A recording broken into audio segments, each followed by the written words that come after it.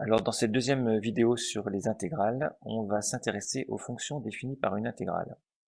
On considère donc une fonction f qui est continue et positive sur un intervalle AB, et on va appeler x un nombre réel quelconque dans l'intervalle AB. X un nombre donc qui va pouvoir être variable entre a et b. Et on s'intéresse à l'intégrale de a à x de la fonction f. Alors vous voyez que dans la notation là, on ne met plus f de x dx, mais on a appelé la variable pour la fonction ft, f de t dt, tout simplement pour ne pas confondre avec le nombre x ici qu'on a choisi de mettre comme borne supérieure de l'intégrale, et qui est donc un nombre qui varie dans l'intervalle AB. Donc l'intégrale de a à x de f de t dt, par définition, comme on le voit sur la figure ici, c'est l'aire de la surface qui est coloriée en bleu. Donc sur cette figure GeoGebra, si je fais varier la valeur de x, eh bien j'ai la valeur de l'intégrale qui va varier également. Donc en faisant ça, on définit une nouvelle fonction. On définit une nouvelle fonction qu'on va noter grand F et qui va dépendre de la borne supérieure de l'intégrale. On va noter donc grand F de x égale l'intégrale de a à x de f de t dt. Et dans le théorème suivant, on va voir une propriété importante de cette fonction. Si f est une fonction continue et positive sur l'intervalle AB, eh bien on définit donc cette fonction grand F de x qui va être égale à l'intégrale de a jusqu'à x de f de t dt, comme on l'a vu dans la diapositive précédente. Eh bien le théorème 2 nous permet d'affirmer que cette fonction grand F est dérivable sur AB et que sa fonction dérivée est la fonction petit f. Alors pour démontrer ce théorème, on va se placer dans un cas particulier. On va supposer, donc c'est une hypothèse que l'on rajoute juste pour rendre la démonstration plus facile. Supposons que petit f est strictement croissante sur l'intervalle AB. Donc en fait, on va démontrer le théorème uniquement dans ce cas particulier pour nous faciliter les choses. Sinon, la démonstration va être un petit peu plus difficile. Ok. Supposons que f est strictement croissante sur AB. Alors pour démontrer que grand F est dérivable, comme on n'a pas de formule, on va utiliser la définition, c'est-à-dire le taux d'accroissement. Alors, je vais d'abord choisir un réel x0 dans l'intervalle AB, donc un nombre compris entre a et b, et je vais démontrer que grand F est dérivable en x0. Alors pour ça, je vais choisir un réel h. Alors pour l'instant, je vais prendre h strictement positif, pour fixer les idées, et tel que, donc x0 plus h appartient aussi à AB.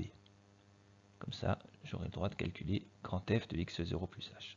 Alors, je calcule le taux d'accroissement, que je vais noter m de h.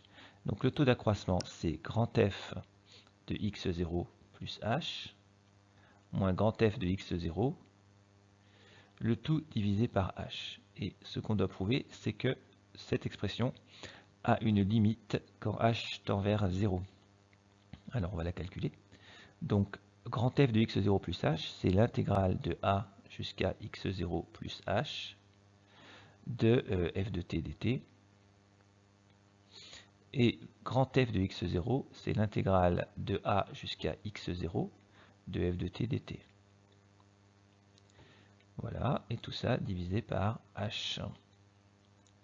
Alors comment on peut simplifier ce numérateur, différence de deux intégrales? Eh bien pour le faire, on va regarder un petit peu la courbe. Donc là, en noir, on a la courbe représentative d'une fonction f continue strictement croissante. Et j'ai dessiné les deux intégrales. Donc l'intégrale, la première, qui est dessinée donc avec une zone verte, correspond ici à l'intégrale de a à x0 plus h de f de t dt. Donc ça correspond à toute l'aire qui est coloriée en vert, donc sur la figure. Ensuite, en rouge, j'ai colorié donc l'intégrale de a jusqu'à x0 de f de t dt. Ça correspond à cette partie-là qui est par-dessus la verte. Voilà. Donc si on fait l'aire totale en vert moins l'aire totale en rouge, eh bien en fait il nous reste l'aire que je hachure ici, ce petit bandeau là. Et on voit que ça correspond à l'aire qui est compris entre la courbe et l'axe des abscisses, entre x0 et x0 plus h. Autrement dit, ça peut s'écrire avec une intégrale. C'est l'intégrale de x0 à x0 plus h de f de t dt. tout ça divisé par h. Donc voilà l'expression qu'on obtient pour le taux d'accroissement m de h. Maintenant, l'intégrale qui reste au numérateur, il faut l'évaluer. Alors, comment on va faire pour l'évaluer? On va utiliser une méthode qui est souvent utilisée pour le calcul d'intégrale. C'est la comparaison de l'aire que je veux évaluer avec l'aire de rectangle. Donc là, sur la figure, j'ai rajouté des rectangles. Il y en a un petit et un gros. Alors, comment j'obtiens le petit rectangle qui est en jaune? Eh bien, je prends comme hauteur, ici, l'image de x0. Donc la hauteur du rectangle qui est en jaune, c'est f de x0. Okay. Et le rectangle qui est en bleu, eh bien lui, j'ai pris comme hauteur l'image de x0 plus h. F de x0 plus h.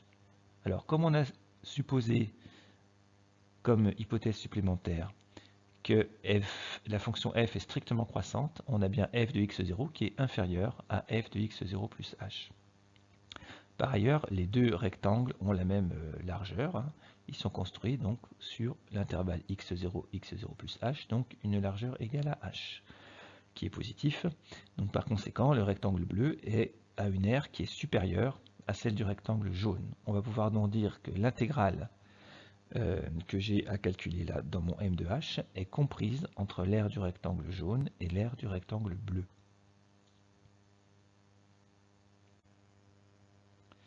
Donc en exploitant l'idée de l'encadrement de l'aire par deux rectangles, on obtient cet encadrement. Donc l'intégrale de x0 à x0 plus h de f de t dt est compris entre, alors d'une part, l'aire du rectangle jaune, c'est-à-dire h fois f de x0, et d'autre part, l'aire du rectangle bleu, c'est-à-dire h fois f de x0 plus h. Voilà l'encadrement obtenu. Maintenant, étant donné que h est un réel strictement positif, je peux diviser chacun des membres de l'inégalité par h. J'obtiens donc f de x0 inférieur ou égal au milieu, donc l'intégrale divisée par h, ça me donne m de h. Et à droite, j'ai f de x0 plus h. Et cet encadrement va me permettre de conclure, parce que f de x0 à gauche est une constante, et à droite, f de x0 plus h eh bien, a une limite quand h tend vers 0, c'est f de x0. Alors ça, pourquoi c'est vrai? Eh bien parce que la fonction f est une fonction continue. Et je vous rappelle que par définition, quand on a une fonction qui est continue, pour qu'une fonction soit continue plutôt, eh bien il suffit que la limite soit égale, la limite de cette fonction soit égale à sa valeur. Donc ici, la limite quand h tend vers 0 de f de x0 plus h est égale à la valeur de f, donc f de x0. Donc là, la justification, c'est car f est continu en x0. C'est bien dans les hypothèses du théorème. Ok, donc du coup, f de x0 plus h tend vers f de x0, et je peux donc dire que m de h tend vers f de x0, quand h tend vers 0, limite quand h tend vers 0 de m de h, égale f de x0, d'après le théorème des gendarmes.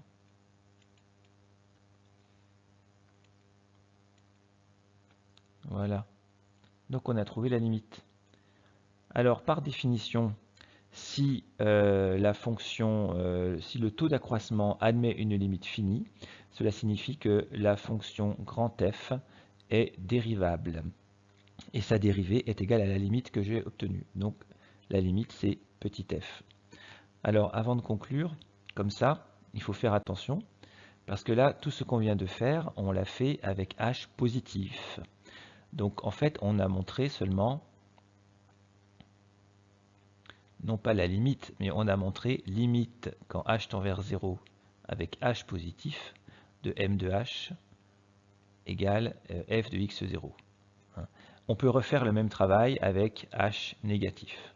On peut refaire exactement la même chose avec h négatif.